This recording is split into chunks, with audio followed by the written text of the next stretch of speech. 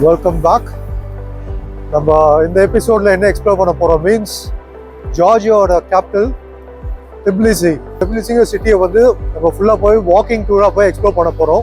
ஜார்ஜியாங்கிற ஒரு நாடு வந்துங்க கொக்கேஷனில் இருக்க ஒரு கண்ட்ரிங்க. கொக்கேஷன்ங்கிறது வந்து வெஸ்ட் சைட் ஆஃப் த ஏஷியாவும் ஈஸ்ட் சைட் ஆஃப் த யூரோப்பும் வந்து சேர்ந்து அந்த ஒரு பொசிஷன்.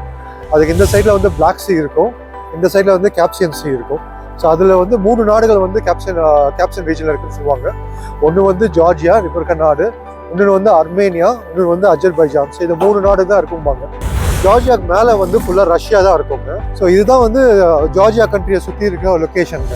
நம்ம பார்த்துட்டு இருக்கிறதாங்க ஜார்ஜியாவோட பார்லிமெண்ட்டு. அங்கே தெரியல ஏதோ ப்ரொட்டஸ்ட் பண்ணிட்டு இருக்காங்க. அது யூரோப்பியன் யூனியன்ல ஜாயின் பண்ணக்கூடாதுங்கிறக்காக ப்ரொடெஸ்ட் பண்ணுறாங்களான்னு தெரியல. ரீசெண்டாக தான் வந்து ஜார்ஜியா வந்து யூரோப்பியன் யூனியன்ல வந்து ஜாயின் பண்ணாங்க. 2023 ஜாயின் பண்ணாங்கன்னு நினைக்கிறேன்.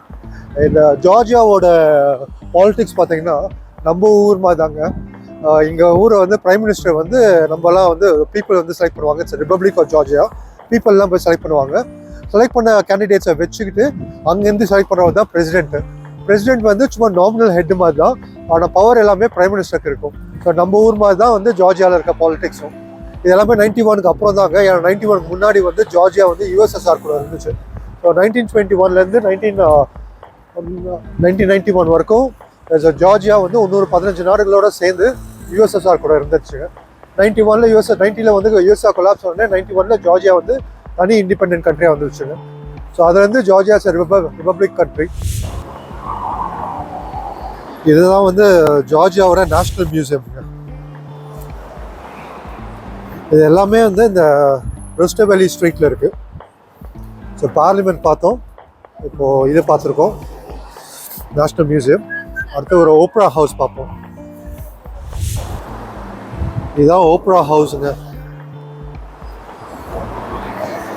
ஸோ டிபிலிசியில் இருக்க Opera house Tbilisi.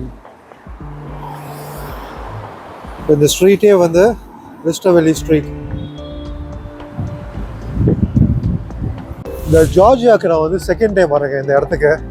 First time நான் வந்தது வந்து ஒரு 10 வருஷத்துக்கு முன்னாடி வந்தேங்க. 10 இயர்ஸ் முன்னாடி வந்தேங்க. ஃபஸ்ட் டைம் வரும்போது இந்த ஸ்ட்ரீட்டில் தான் போயிட்டு இருந்தேன். அப்போ என்ன பண்ணுறது ஏது பண்ணுறது ஒன்றுமே தெரியாது. சும்மா இந்த போயிருக்கேன், நானும் வந்தேங்கிற பேருக்கு வந்து சொல்லி போயிட்டு இருந்தேன் நான். ஸோ திருப்பி இங்கே நடந்து வரும்போது வந்து ரீலிவிங்க. 10 இயர்ஸில் இந்த கண்ட்ரி பெருசாக டெவலப் ஆயிருக்கான்னு பார்த்தீங்கன்னா உண்மையாகவும் இன்னும் ஜாஸ்தியாக தாங்க ஆயிருக்காங்க, இன்னும் பெட்டராக ஆயிருக்காங்க. பட் ஃபஸ்ட் டைம் வரும்போது வந்து பெருசாக ஒன்றும் போய் பார்க்காதனால எனக்கு அது ஒரு ஃபேக்டர் இருக்குது. பட் இப்போது எனக்கு இன்னும் சேஃபாக இருக்க மாதிரி தெரியுதுங்க. நிறையா டூரிஸ்டெல்லாம் பார்க்க முடியுது.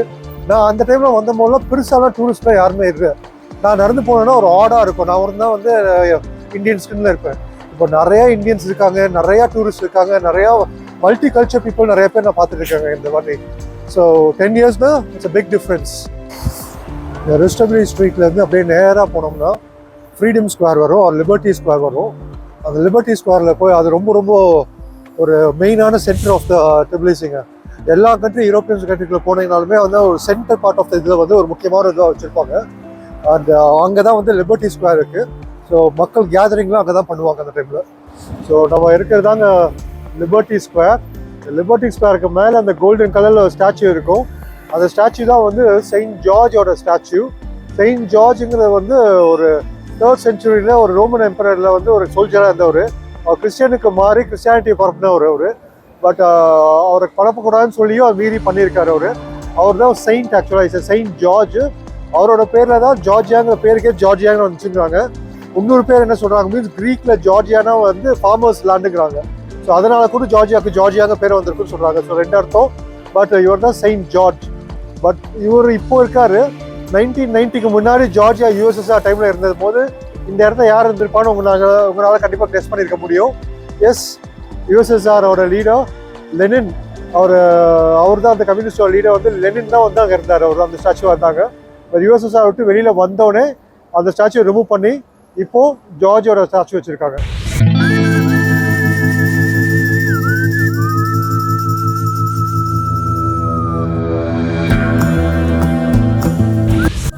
ஜார்ஜியன் நேஷ்னல் டிஷ் சாப்பிட வந்திருக்கோம். இது பேர் தான் வந்து கச்சப்பூரி. ஸோ இது பேசிக்காக என்ன மீன்ஸ், இது ப்ரெட்டு உள்ளே வந்து ஃபுல்லாக சீஸு, நடுவில் வந்து எக்கு. ஸோ இதை தான் சாப்பிட போகிறோம் நம்ம. இதுதான் ஜார்ஜியாவோட நேஷ்னல் டிஷ் கச்சப்பூரி. இதுக்கு வந்து நம்ம பிளேட்டை ஃபஸ்ட்டு மாற்றிப்போம். ஸோ ஃபோக்கு நைஃப்லாம் இருக்குது, அதை எடுக்க போகிறோம்னா நோ, கையில் தான் சாப்பிடணும். நம்ம ஊர் மாதிரி இது கையில் தான் சாப்பிட்ணும். இது எப்படி எடுக்கணும் மீன்ஸ், நல்லா சூடாக இருக்குங்க. சீஸ் எப்படி விடுது. இந்த பிரெட்டை எடுத்து சீஸில் நல்லா சோக் பண்ணிவிட்டு இந்த எக்கில் தொட்டு கச்சப்பூரி, ஜார்ஜியன் நேஷ்னல் டிஷ்.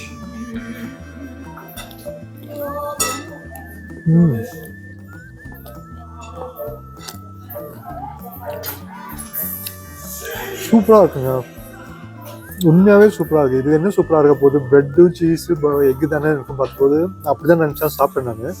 இவங்க ப்ரிப்ரேஷன் அப்படியான்னு தெரியல, உண்மையாகவே சூப்பராக இருக்குது.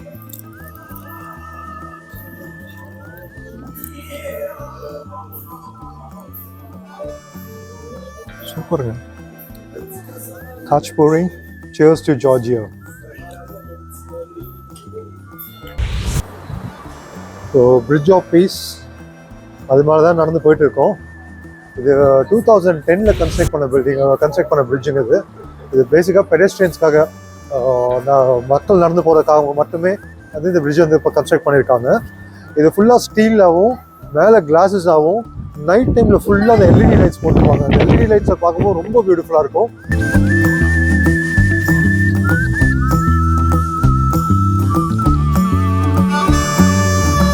இதுதான் ரிவர் கியூரா. இந்த ரிவர் வந்து டர்க்கிலேருந்து ஆரம்பிக்குதுங்க. டர்க்கியில் கிரேட்டர் காக்கசஸ் மவுண்டன் ஒன்று இருக்குது. அந்த இடத்துலேருந்து ஆரம்பித்து ஃபுல்லாக இதுக்குள்ளே வந்து அஜர்பைஜான் வழியாக போய் கேப்ஷன் சீல போய் ட்ரெயின் ஆகுதுங்க. ஸோ இதோட பரப்பளவு மொத்தம் வந்து 1515 கிலோமீட்டர் சைஸுங்க இது. ஸோ ஒரு பார்ட் வந்து நம்மளோட சிட்டி டிபிலிசி சிட்டிக்குள்ளேயும் போகுது. நம்ம அந்த பார்க்லேருந்து ரைட்டில் கட் பண்ணோம்னாங்க ஒரு கேபிள் கார் இருக்கும். இந்த கேபிள் கார் என்ன மீன்ஸ், ஒரு மலைக்கு மேலே அந்த காலத்தில் ஒரு 4th செஞ்சுரியில் கட்டின ஒரு கோட்டை இருக்குங்க. அது பேர் நரிக்கல்லா ஃபோர்ட்ரஸ்ஸும்பாங்க. ஸோ அது டிபிலிசி ஃபோர்ட்ரஸ் ஆர் நரிக்கல்லா ஃபோர்ட்ரஸ். அது இப்போ க்ளோஸ்டுங்க, இப்போ ரெனியூவல் ஒர்க் பண்ணிட்டு இருக்கனால க்ளோஸ்டு. பட் அங்கேருந்து அந்த வியூ கிடைக்கும், இந்த ஃபோர்ட்ரஸை பார்க்க முடியும் வெளியிலேருந்து. ப்ளஸ் அங்கேருந்து ஒரு பொட்டானிக்கல் கார்டன் இருக்குங்க, நம்ம டிபிலிசியோட நேஷ்னல் பொட்டானிக்கல் கார்டனோட வியூவும் கிடைக்கும். அண்ட் ஆல்சோ நம்ம மதர் ஆஃப் ஜார்ஜியா, நம்ம ஊர் பாரத மாதான்னு சொல்கிற மாதிரி அர்மேனியாவுக்கு எப்படி மதர் ஆஃப் அர்மேனியான்னு சொல்கிறோமோ அது மாதிரி மதர் ஆஃப் ஜார்ஜியாங்கிற அவங்களோட ஸ்டாச்சுவும் பார்க்க முடியும். இது எல்லாத்துக்கும் மேலே ஒரு டிபிலிசியோட பியூட்டிஃபுல்லான வியூ கிடைக்குங்க. அதுக்காக இந்த கேபிள் காருக்குள்ளே போகிறோம். ஸோ அங்கே போயிட்டு இந்த வியூ எப்படி இருக்குது, மற்ற இடங்கள்லாம் எப்படி இருக்குன்னு பார்க்கலாம். இப்போ நம்ம பார்த்துட்டு இருக்கிறதாங்க மதர் ஆஃப் ஜார்ஜியா. அவங்க கையில் ஒரு ஸ்வாட் இருக்கும், இன்னொரு கையில் வந்து ஒரு பவுலில் வைன் இருக்குங்க.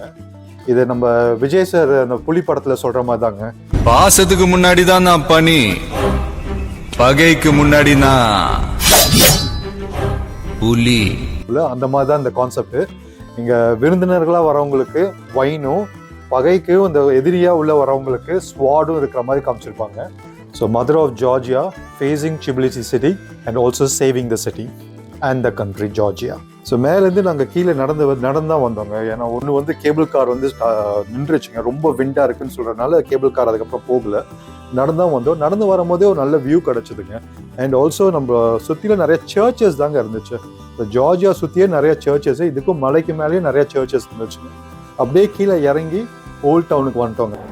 இதாங்க volt down of Tbilisi.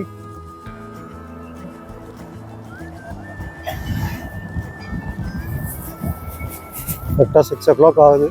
So Tbilisi city tour உங்களுக்கு ஓரளவுக்கு காமிச்சிருப்போம் நினைக்கிற முக்கியமான இடங்கள், டிபிலிசியோட முக்கியமான இடங்கள்லாம் பார்த்துருப்போம். ஸோ உங்களுக்கு இந்த லாக் பிடிச்சிருந்துச்சுன்னா please do like, share and subscribe to our channel Bala's travel vlog.